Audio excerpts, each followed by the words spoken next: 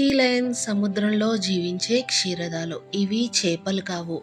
మనుషుల్లాగానే ఇవి కూడా పిల్లలకు జన్మనిస్తాయి. పాలిస్తాయి, ఊపిరి పీల్చుకోవడానికి గాలిపైనే ఆధారపడతాయి. సముద్రంలో ఎక్కువ సమయం గడిపినా అప్పుడప్పుడు నీటిపైకి వచ్చి శ్వాస తీసుకోవాల్సి ఉంటుంది. సీ లయన్స్ చాలా తెలివైన జంతువులుగా ప్రసిద్ధి చెందాయి. ఇవి వివిధ రకాల శబ్దాలను గుర్తించగలవు. అందుకే అనేక దేశాల్లో సముద్ర ఉద్యానవనాల్లో వీటికి ప్రత్యేక శిక్షణ ఇస్తారు. బంతితో ఆడటం, చేతులు ఊపడం, నీటిలో విన్యాసాలు చేయడం వంటి అనేక పనులను ఇవి నేర్చుకోగలవు.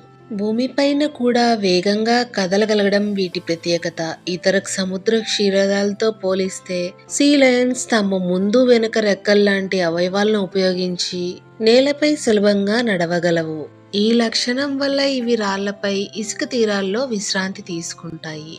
సీ లయన్స్ అద్భుతంగా ఈదగలవు. ఇవి గంటకు 40 కిలోమీటర్ల వేగంతో ఈదగలవు. చేపలు, స్క్విడ్స్, ఆక్టోపస్లు వంటి సముద్ర జీవాలను వేటాడటంలో ఇవి నైపుణ్యం చూపిస్తాయి. సీ లయన్స్ కు అత్యంత సున్నితమైన మీసాలు ఉంటాయి.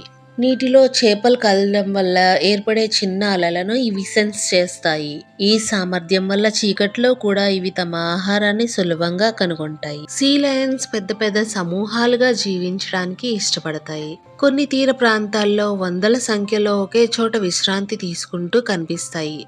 ఒకదానితో ఒకటి శబ్దాల ద్వారా సంభాషించుకుంటాయి. ప్రపంచంలో అనేక తీర ప్రాంతాల్లో సీ లయన్స్ కనిపిస్తాయి. ముఖ్యంగా ఉత్తర అమెరికా, దక్షిణ అమెరికా తీరాల్లో ఇవి ఎక్కువగా కనిపిస్తాయి. సీ లయన్స్ నిద్రించే విధానం కూడా చాలా ఆసక్తికరంగా ఉంటుంది. కొన్ని సందర్భాల్లో ఇవి నీటిపైన తేలుతూ విశ్రాంతి తీసుకుంటాయి.